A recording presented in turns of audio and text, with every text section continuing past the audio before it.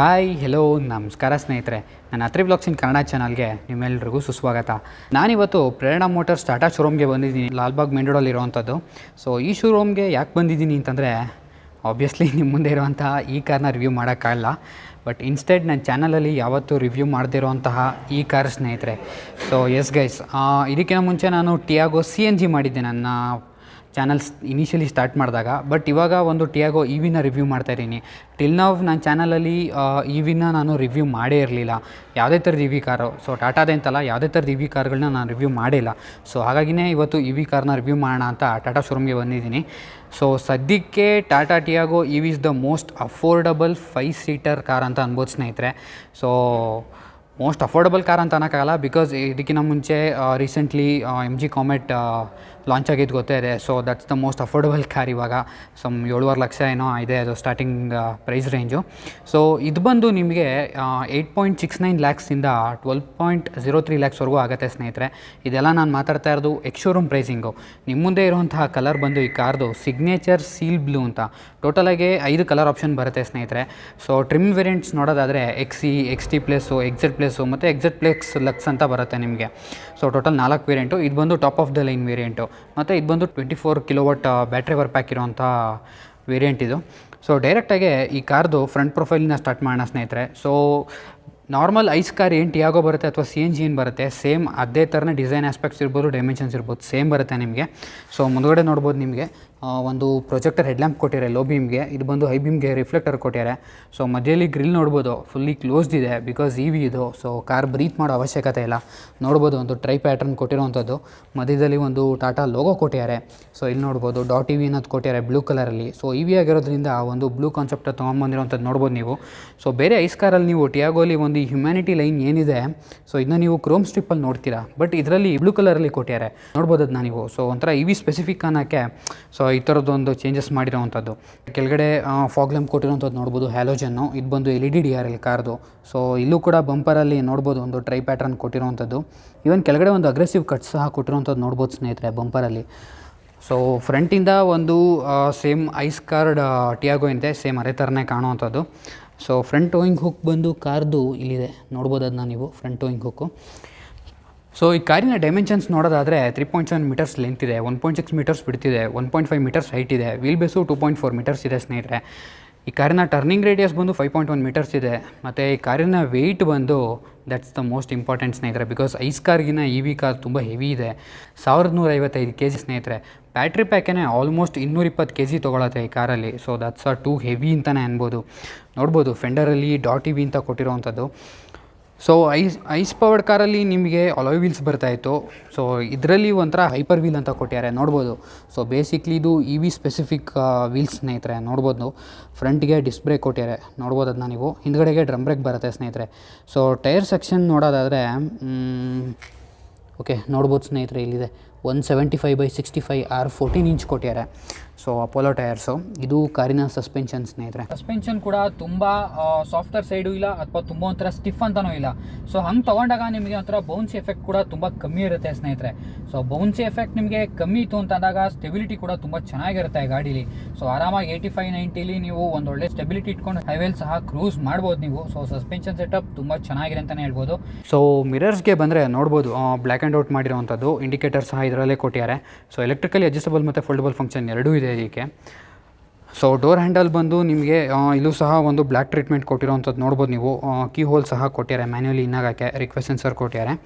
So A pillar ನೋಡ್ಬೋದು body ಕಲರಲ್ಲೇ ಕೊಟ್ಟಿದ್ದಾರೆ, ಮತ್ತು B pillar black and out ಮಾಡಿದ್ದಾರೆ, ಮ್ಯಾಟ್ ಬ್ಲ್ಯಾಕಲ್ಲಿ ಫಿನಿಶ್ ಮಾಡಿದ್ದಾರೆ.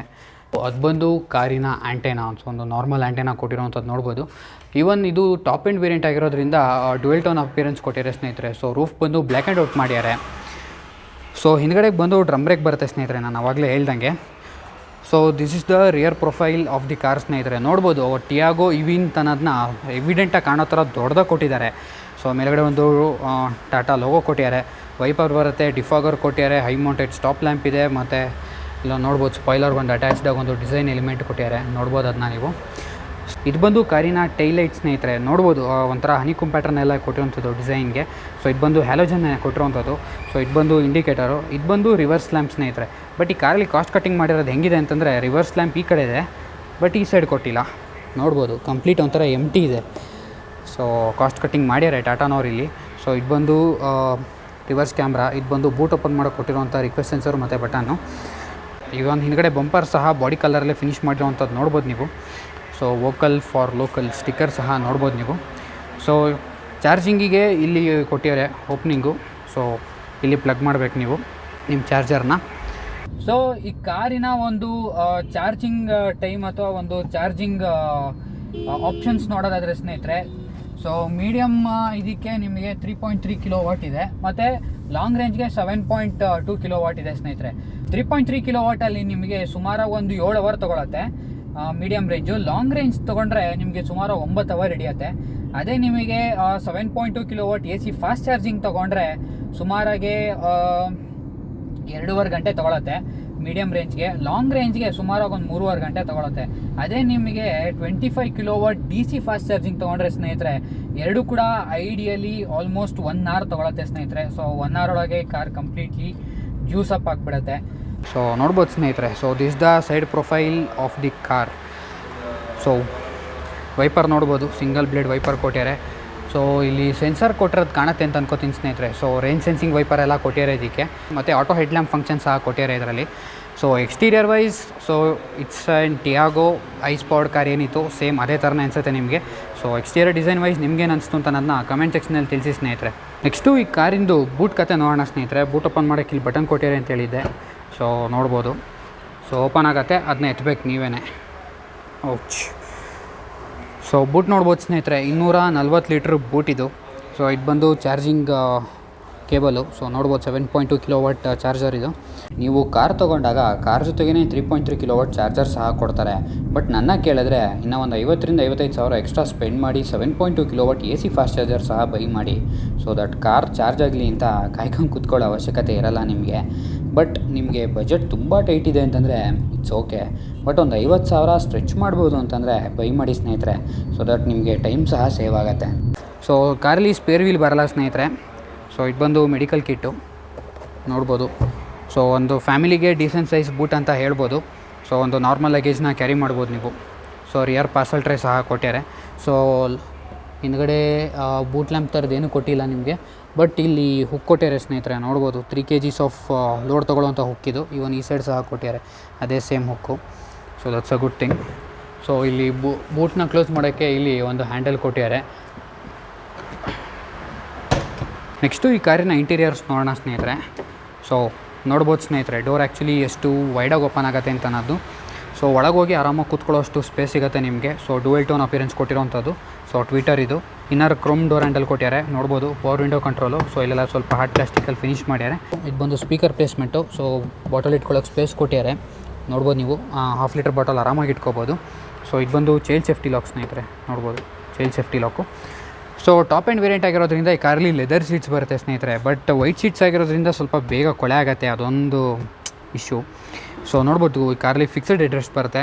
ಮಧ್ಯದಲ್ಲಿ ಸೆಂಟ್ರ್ ಪ್ಯಾಸೆಂಜರ್ಗೆ ಹೆಡ್ ರೆಸ್ಟ್ ಇಲ್ಲ, ಮತ್ತು ಆಮ್ರೆಸ್ಟ್ ಸಹ ಕೊಟ್ಟಿಲ್ಲ. ಸೊ ಸೀಟ್ ಬೆಲ್ಟ್ ಕೊಟ್ಟಿರೋವಂಥದ್ದು ನೋಡ್ಬೋದು ನೀವು. ಹಿಂದ್ಗಡೆ ರಿಯರ್ AC ವೆಂಟ್ ಸಹ ಕೊಟ್ಟಿಲ್ಲ ಸ್ನೇಹಿತರೆ, ನೋಡ್ಬೋದು ನೀವು. ಸೊ ಕಪ್ ಹೋಲ್ಡರನ್ನು ಕೊಟ್ಬಿಟ್ಟಿದ್ದಾರೆ ಅಷ್ಟೇ, ಬಾಟಲ್ ಹೋಲ್ಡರು. ಮಧ್ಯದಲ್ಲಿ ಟ್ರಾನ್ಸ್ಮಿಷನ್ ಟನಲ್ ಕೊಟ್ಟಿದ್ದಾರೆ. ಸೊ EV ಆಗಿದ್ರೂ ಒಂದು ಸಣ್ಣ ಹಂಪಿದೆ ಆ್ಯಕ್ಚುಲಿ, ಕಂಪ್ಲೀಟ್ ಫ್ಲ್ಯಾಟ್ ಇಲ್ಲ. ಸೊ ಮಧ್ಯದ ಪ್ಯಾಸೆಂಜರ್ಗೆ ಇಟ್ಸ್ ನಾಟ್ ಆ್ಯನ್ ವೆಲ್ಕಮಬಲ್ ಅಂತ ಅನ್ಬೋದು. ಸೊ ಒಳಗಡೆ ಕೂತ್ಕೊಂಡು ಸೀಟಿಂಗ್ ಕಂಫರ್ಟ್ ಎಲ್ಲ ಹೇಗಿದೆ ಅಂತ ಹೇಳ್ತೀನಿ ಸ್ನೇಹಿತರೆ. ಸೊ ಒಳಗೆ ಕೂತಿದ್ದೀನಿ ಇವಾಗ. ಲಿಸನ್ ಟು ದಿಸ್ ಥರ್ಡ್ ಗೈಸ್. ಸೊ ನೋಡ್ಬೋದು. ಸೊ ಟಿಯಾಗೋ ಬಿಲ್ಡ್ ಕ್ವಾಲಿಟಿ ತುಂಬ ಚೆನ್ನಾಗಿದೆ ಅನ್ನೋದು ಎಲ್ಲರಿಗೂ ಗೊತ್ತು. ಸೊ ತಡ್ ಕೂಡ ತುಂಬ ಚೆನ್ನಾಗಿತ್ತು ಆ್ಯಕ್ಚುಲಿ. ಸೊ ನೋಡ್ಬೋದು ಸ್ನೇಹಿತರೆ. ಸೊ ಲೆಗ್ ರೂಮ್ ಇಷ್ಟಿದೆ. ಆಲ್ಮೋಸ್ಟ್ ಸೀಟು ಫುಲ್ ಹಿಂದಕ್ಕೆ ತಳ್ಳಿದೆ ಇದು.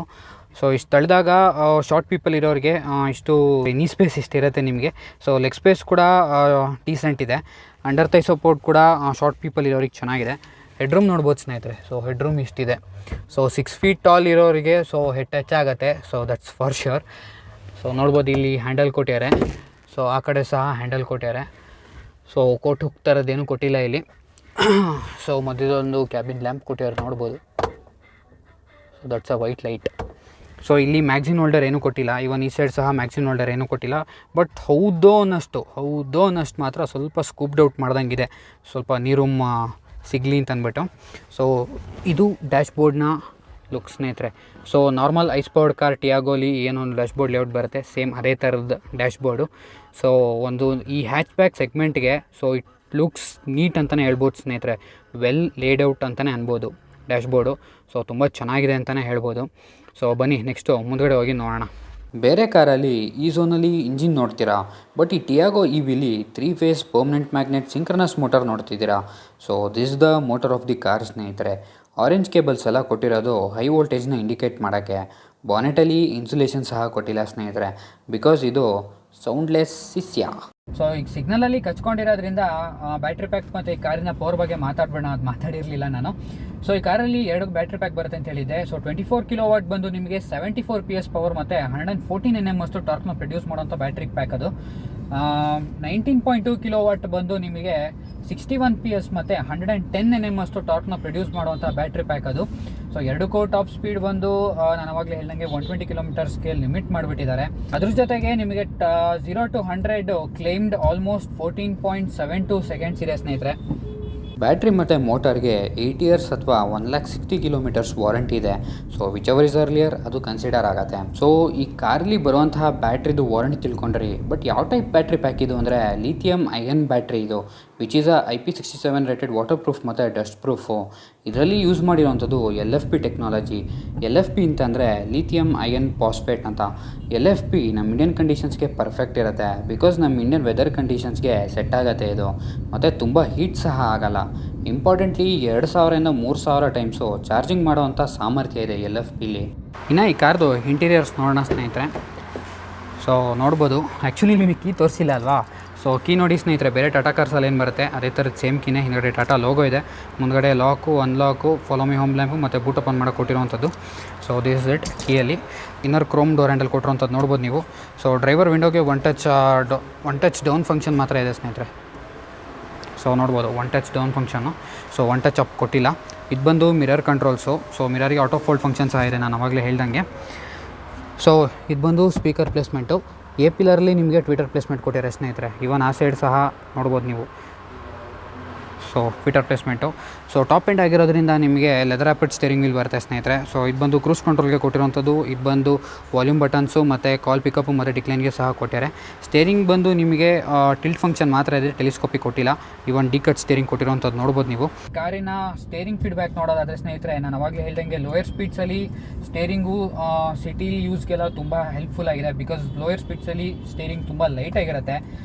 ಹೈಯರ್ ಸ್ಪೀಡ್ಸ್ ಅಂತ ತೊಗೊಂಡ್ರೆ ಸ್ನೇಹಿತರೆ, ಸೊ ಹೈಯರ್ ಸ್ಪೀಡ್ಸಲ್ಲಿ ಆಲ್ಮೋಸ್ಟ್ ಒಂದು 80-85ವರೆಗೂ ಹೋಗ್ತೀರಾ ಇವಿ ಆಗಿರೋದ್ರಿಂದ.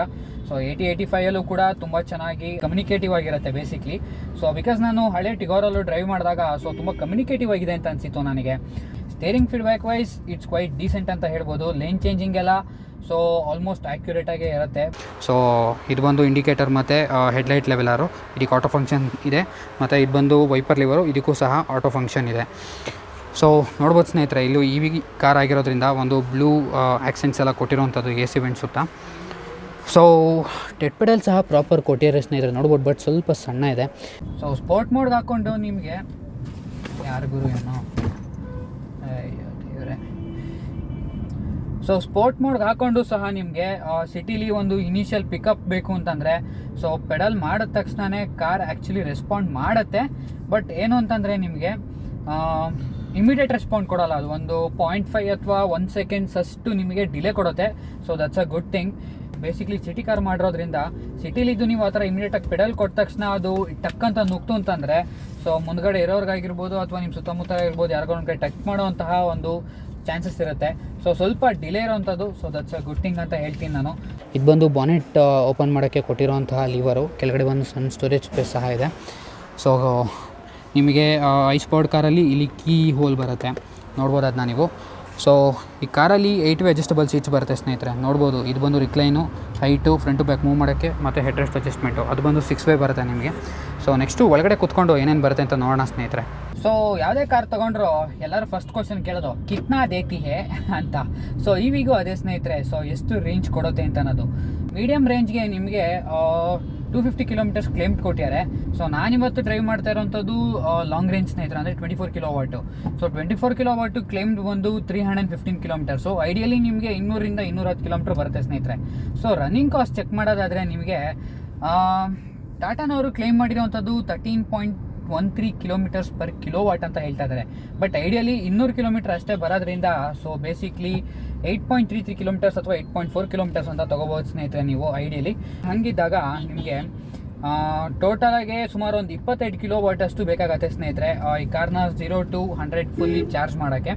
ಸೊ 25 ಕಿಲೋವಾಟ್ ಅಷ್ಟು ಬೇಕಾಗತ್ತೆ ಅಂತ ಲೆಕ್ಕ ಇಟ್ಟರೆ ನಿಮಗೆ ಪರ್ ಯೂನಿಟ್ ಕಾಸ್ಟ್ ಬಂದು ₹8 ಅಂತ ತೊಗೊಂಡ್ರು ಸುಮಾರಾಗಿ ₹194 ₹195 ಬೇಕಾಗತ್ತೆ ಸ್ನೇಹಿತರೆ ಈ ಕಾರ್ನ ಟಾಪಪ್ ಮಾಡೋಕ್ಕೆ 0 to 100. ಸೊ ರನ್ನಿಂಗ್ ಕಾಸ್ಟ್ ನೋಡೋದಾದರೆ ಆಲ್ಮೋಸ್ಟ್ ₹1 ಸ್ನೇಹಿತರೆ. ಸೊ ಪ್ರಿಸೈಸಾಗಿ ಹೇಳಬೇಕು ಅಂತಂದರೆ 97 ಪೈಸಾ.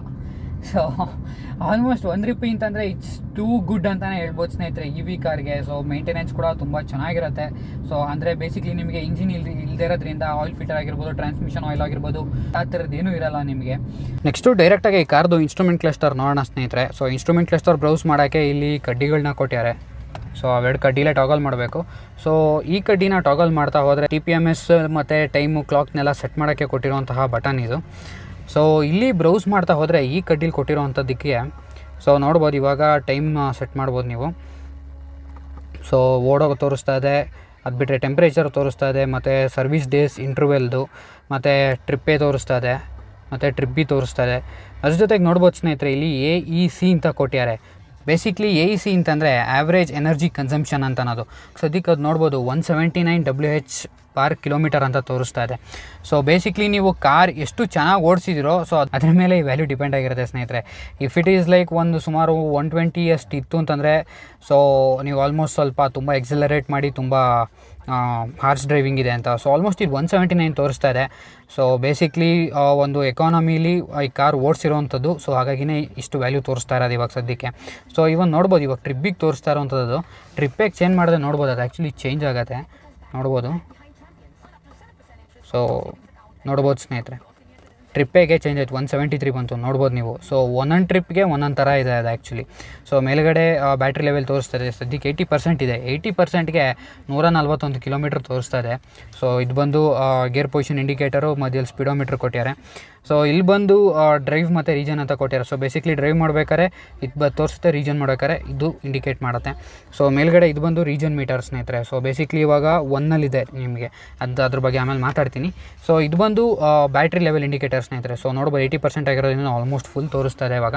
ಸೊ ಜಿಪ್ಟ್ರಾನ್ ಟೆಕ್ನಾಲಜಿಯಿಂದ ತೋರಿಸ್ತಾ ಇರೋದು ನೋಡ್ಬೋದು ನೀವು.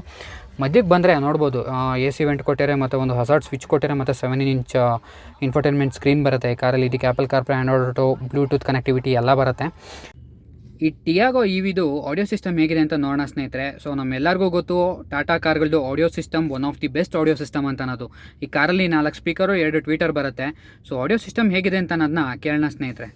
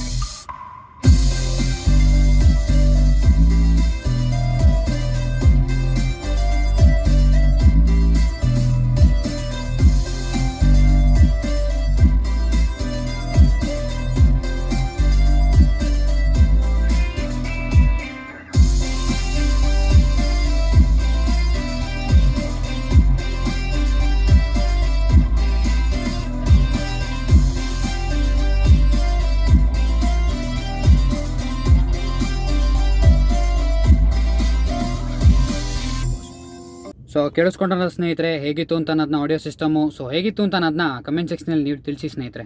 ಸೊ ಕೆಳಗಡೆಗೆ ಬಂದರೆ ಸೊ ಇದು ಬಂದು ನಿಮಗೆ ರೀಜನ್ ಲೆವೆಲ್ ಬಟನ್ ಸ್ನೇಹಿತರೆ.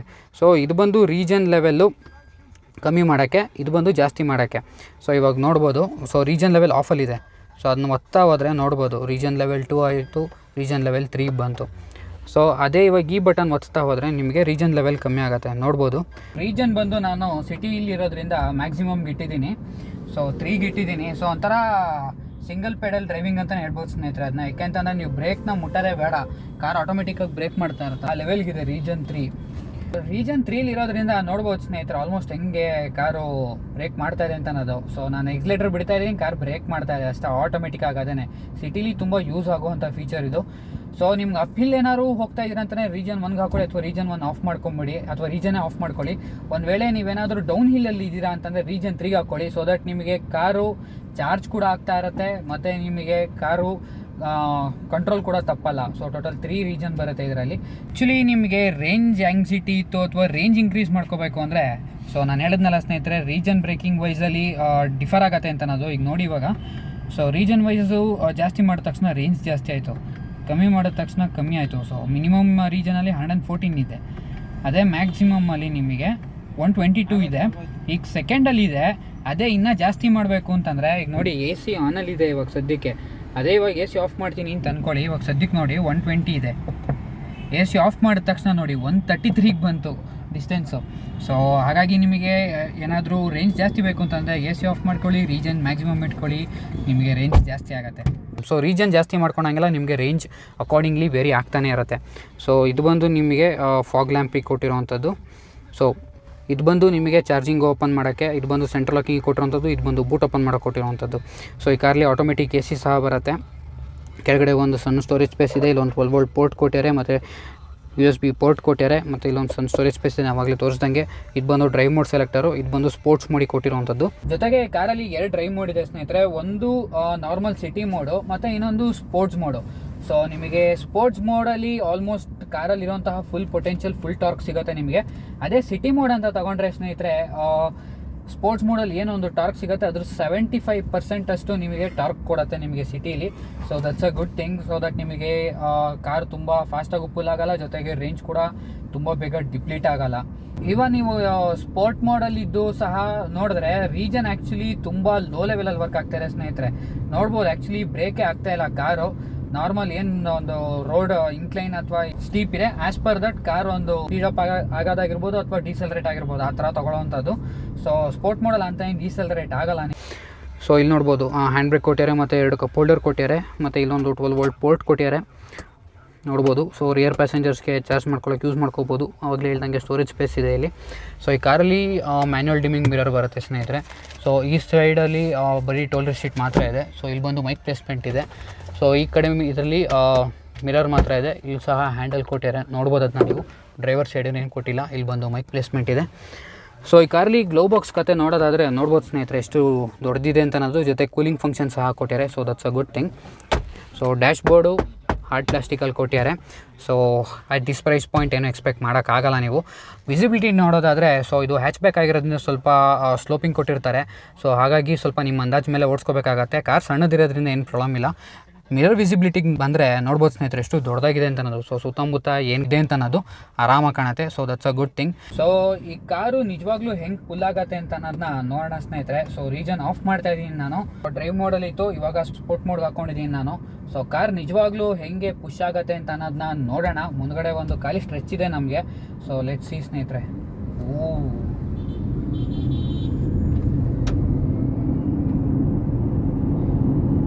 ಆಸಮ್ ಸ್ನೇಹಿತರೆ, ಆಸಮ್ ಸೀರಿಯಸ್ಲಿ.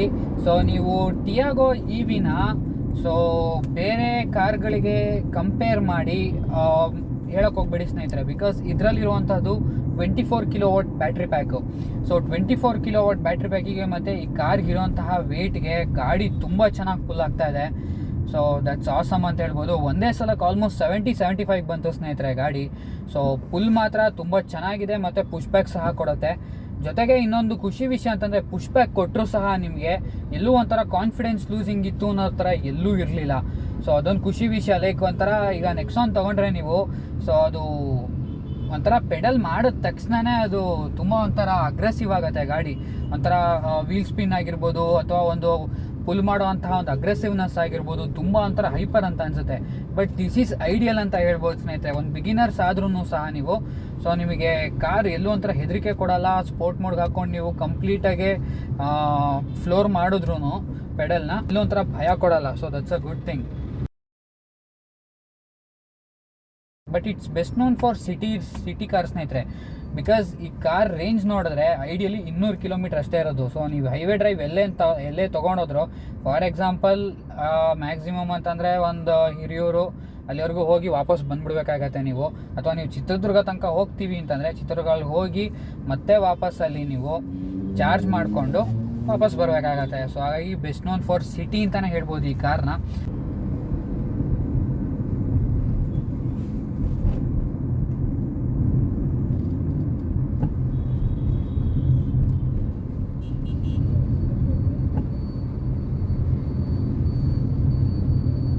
ಸೊ ಇದಾಗಿತ್ತು ಸ್ನೇಹಿತರೆ ಟಾಟಾ ಟಿಯಾಗೋ ಇವಿದು ಡ್ರೈವಿಂಗ್ ವಿಮರ್ಶೆ. ಸೊ ನನಗೇನೆಲ್ಲ ಅನ್ನಿಸ್ತೋ ಅದನ್ನು ಹೇಳಿದ್ದೀನಿ.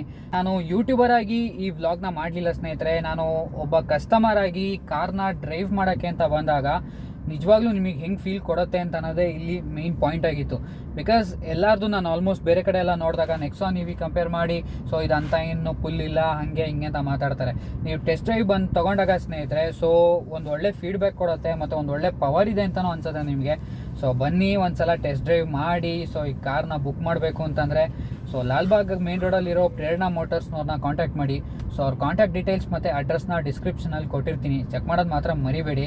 ಸೊ ಮುಂದಿನ ವೀಡಿಯೋ ಬಂದು ಇ ವಿ ಬಗ್ಗೆನೇ ಸ್ನೇಹಿತರೆ. ಸೊ ಅದು ಯಾವುದು ಅಂತ ತಿಳ್ಕೊಬೇಕು ಅಂತಂದರೆ ಸೊ ನನ್ನ ಚಾನಲ್ಗೆ ಸಬ್ಸ್ಕ್ರೈಬ್ ಮಾಡ್ಕೊಳ್ಳಿ ಮತ್ತು ಪಕ್ಕದಲ್ಲಿ ಬರೋ ಬೆಲ್ಲೈಕನ್ ಸಹ ಕ್ಲಿಕ್ ಮಾಡಿ. So I hope you guys enjoyed this vlog ಅನ್ಕೋತೀನಿ ಸ್ನೇಹಿತರೆ. ನಾನು ನಿಮಗೆ ಮುಂದಿನ ವೀಡಿಯೋ ಸಿಗ್ತೀನಿ ಸ್ನೇಹಿತರೆ. Until then piece.